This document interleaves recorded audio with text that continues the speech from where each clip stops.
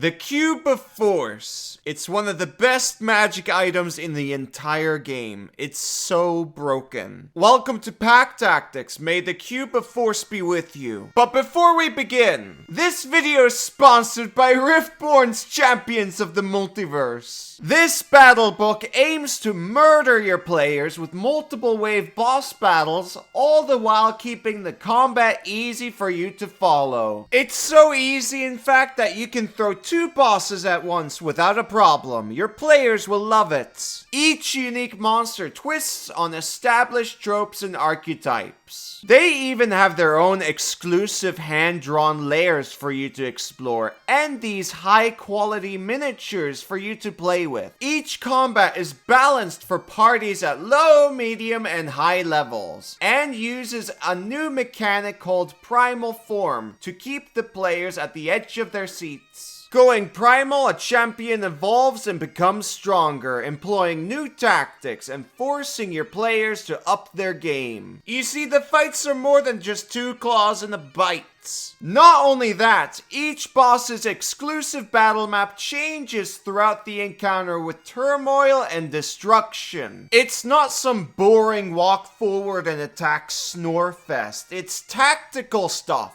And then when you kill a boss, you get magic items that come in these fun cards. Use them on the next boss, or just collect them as trophies. Dungeon Masters, you guys also need to optimize your combat to the next level. Check out Riftborn on their Kickstarter. Murder your players with love. Back to the video. So this is a rare item which requires attunement to be used. Surprisingly, this doesn't require a spellcasting feature, so that means anyone can use this, even a Find Familiar, for example. I'm sure all of you have heard about this item. It comes from the DMG. Surprisingly, barely anyone has made a video on it. Oh well, I'm gonna make it then, so time to read. This cube is about 1 inch across. Each face has a distinct marking on it that can be pressed. The cube starts with 36 charges, and it regains 1d20 expended charges daily at dawn. You can use an action to press one of the cube's faces, expending a number of charges based on the chosen face, as shown in the Cube of Force Faces table. Each face has a different effect. If the cube has insufficient charges remaining, nothing happens. Otherwise, a barrier of invisible force springs into existence, forming a cube 15 feet on a side. The barrier is centered on you, moves with you, and lasts for 1 minute, until you use an action to press the cube's 6th face, or the cube runs out of charges. You can change the barrier's effect by pressing a different face of the cube, and expending the requisite number of charges, resetting the duration. If your movement causes the barrier to come into contact with a solid object that can't pass through the cube, you can't move any closer to that object as long as the barrier remains. And here you can see the table. This item is great.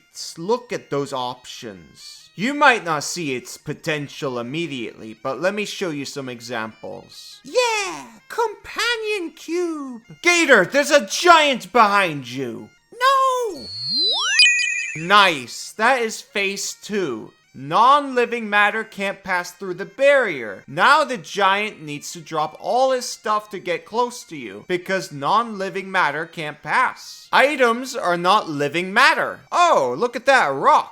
Well, it protects against that too. The rock, of course, hits the invisible wall and stops. This also works against creatures wearing armor or other things. Once you have this set up, you can cantrip down enemies if they have no way to deal with the cube. This is called default killing. You've already won the fight. Congratulations, Gator. Yay! But there's more. Gator, watch out! That's a direwolf! Ah! How did you? Well, that's phase 3. Living matter can't pass through the barrier. It costs an extra charge. But that wolf shouldn't be able to hurt you now. Ow! Oh, well, I take that back. It looks like it shoots laser beams out of its eyes. It's got Eldritch Blast. But most wolf encounters shouldn't be able to do anything to you, so you just default kill them. Wait, that's not a direwolf. It's a true polymorphed lich. What? Aha!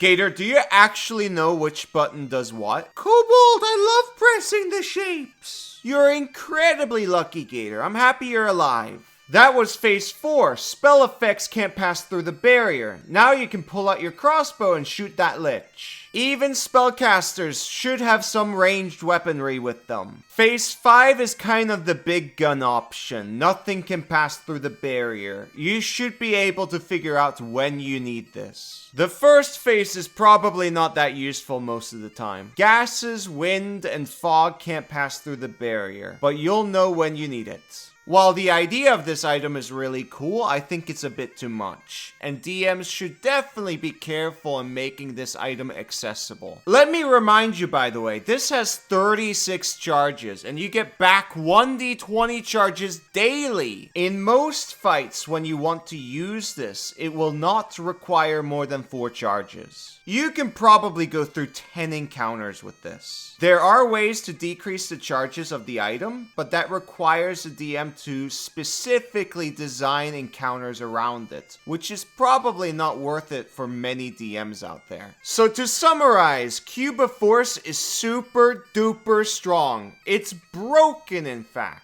It's the win button of D&D. So I think you should ask your DM if you can get this.